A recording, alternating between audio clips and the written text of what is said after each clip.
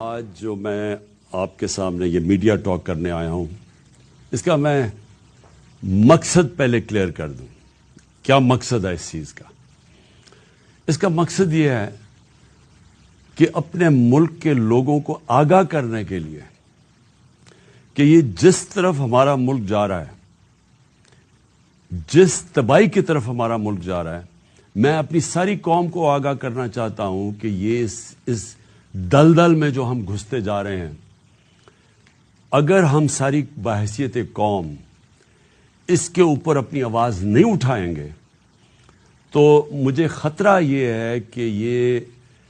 وہ ہونے لگا پاکستان سے جو کہ آج تک پاکستان کی تاریخ میں ہمارے ملک سے نہیں ہوا، یعنی کہ ہمارا ملک اپنے بیرون ملک قرضوں کی قسطیں ادا کرنے کے اوپر ڈیفالٹ کرنے جا رہا ہے۔ اور ڈیفالٹ کا مطلب یہ ہے کہ سارا جو باہر سے پاکستان میں فنڈنگ آتی ہے وہ سب رک جائے گی۔ تو جو اس چیز کا مطلب سمجھتے ہیں وہ یہ ہے کہ جب ایک ملک کے اندر ڈالرز کی انکم رک جائے گی تو اس سے کیا ہوگا کہ اگر آج ہمارا روپیہ گرتا جا رہا ہے اور اگر 224 ہے اس کی آفیشل ریٹ اور مارکیٹ میں 250 روپے کا بھی اگر ڈالر نہیں مل رہا، تو یہ آپ یہ سمجھ لیں کہ یہ اس سے ذرا جب خدا نہ خواستہ اگر ڈیفالٹ کرتا ہے تو اس سے کئی گنا اور آگے چلا جائے گا۔ اور میں یہ اس لیے اپنی قوم کے سامنے یہ بات آج کرنا چاہتا ہوں کہ یہ جو ہمارے اوپر چوروں کا ٹولہ مسلط کیا ہوا ہے، ان کو اس چیز کی فکر نہیں ہے، کیونکہ ان کے جو لیڈران ہیں انہوں نے 30 سال سے اس ملک سے پیسہ چوری کر کے ملک سے باہر لے گئے ہیں۔ ان کی اربوں ڈالر کی جائیدادیں اور پراپرٹیز باہر پڑے ہوئی ہیں، اربوں روپے نہیں، اربوں ڈالرز کی ان کی پراپرٹیز باہر پڑی ہیں۔ 30 سال سے پیسہ چوری کر رہے ہیں۔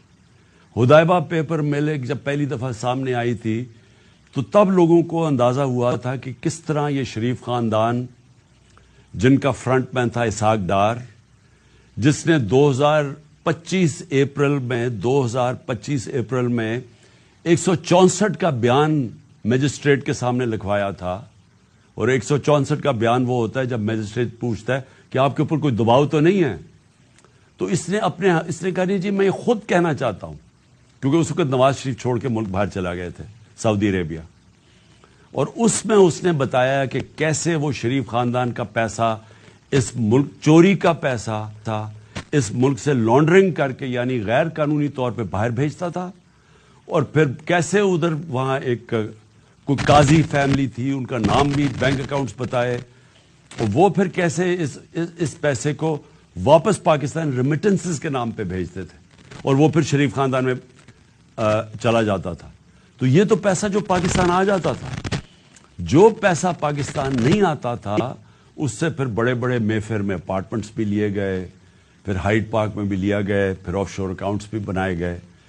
تو یہ آج سے 30 سال پہلے سے گیم چل رہی ہے، اور اس ملک کا پیسہ چوری کیا، ہنڈی حوالے سے باہر بھیجا،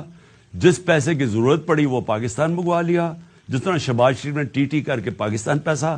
جو ضرورت پڑتی تھی کہ کوئی گھر خریدنا ہے، کوئی کچھ کرنا ہے، کوئی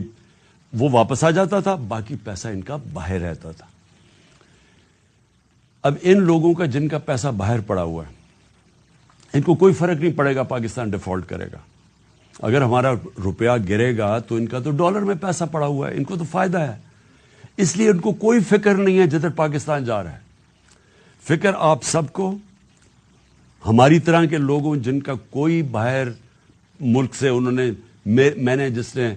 30 سال ملک سے باہر کمائی کی تھی اور جو اسی کمائی سے فلیٹ بھی لیا تھا، جو سب کچھ بیچ کے آج اپنے ملک میں پیسہ، جن لوگوں کا جینا مرنا پاکستان میں، ان کے لیے یہ بڑا تشویشناک ہے کہ اگر ملک کے ڈیفالٹ کی طرف چلا گیا، یہ سارے ہم جو پاکستان میں رہنے والے ہیں، یہ ہم سب کو بہت بڑا نقصان ہونے والا ہے۔ اس سے یہ ہوگا کہ کوئی باہر سے انویسٹمنٹ پاکستان میں نہیں آئے گی۔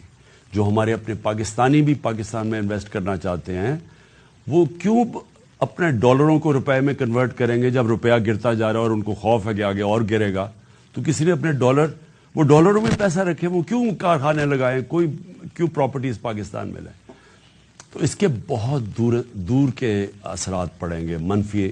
اثرات ہمارے ملک پہ پڑیں گے.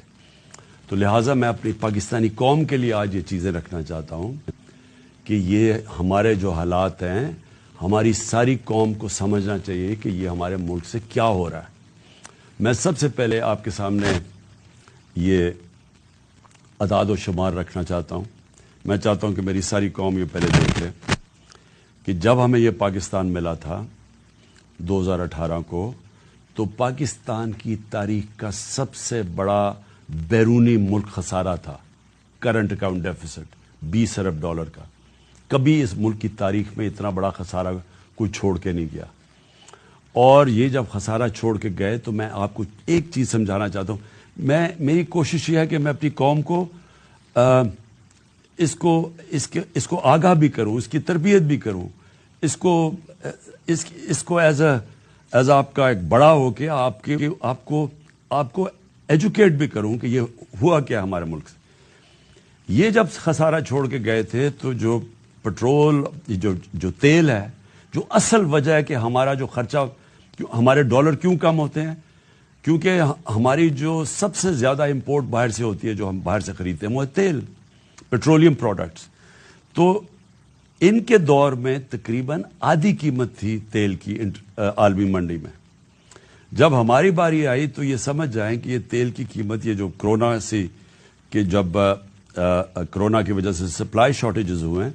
تو ہمارے دور میں آخری وقت پہ $103 سے تیل گیا 115, $20 تک بھی پہنچا. تو جب تیل بڑھتا ہے تو پھر ہماری امپورٹس بڑھ جاتی ہیں, امپورٹس بڑھتی ہیں, ڈالرز ہمارے زیادہ خرچ ہوتے ہیں, ڈالر کم ہو جاتے ہیں. ڈالر جب کم ہوتے ہیں تو روپے کے اوپر پریشر پڑتا ہے اور ہمارے ریزرو پہ پریشر پڑتا ہے. تو اب یہ سمجھیں کہ یہ جو پاکستان چھوڑ کے گئے تھے اور ہم جو پاکستان چھوڑ کے گئے تھے, یہ جو ہمیں انہوں نے رجیم چینج پہ کیا تھا, تو اس وقت پاکستان کی 2022 میں 2021 میں پاکستان کے جو جی ڈی پی دولت میں اضافہ ہو رہا تھا وہ 5.7% تھا, اور جو ہمارا 2022 تھا, چوتھا سال تھا, اس میں 6% تھا.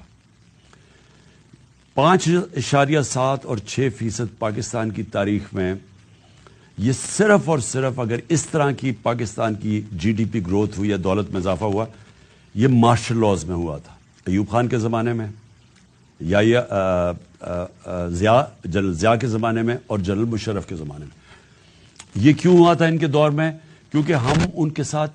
ان کی 2 دفعہ جنگوں میں شرکت کر رہے تھے, افغان وار میں اور وار آن ٹیرر میں, اور اس سے پہلے ہم سیٹو اور سینٹو کے امریکہ کے ساتھ ملے ہوئے تھے پیکٹ میں کولڈ وار کے دوران جب ایوب خان کا دور تھا. صرف ان دوروں کے اندر ہماری گروتھ ریٹ اس سطح پہ پہنچی تھی کیونکہ امریکہ سے ڈالرز مل رہے تھے پاکستان کو. یہ واحد گورنمنٹ ہے جو امریکہ کے ڈالرز نہ ملنے کے باوجود اس نے 5.7 اپنے تیسرے اور 6.8 پہ ہماری اکانومی گرو کی.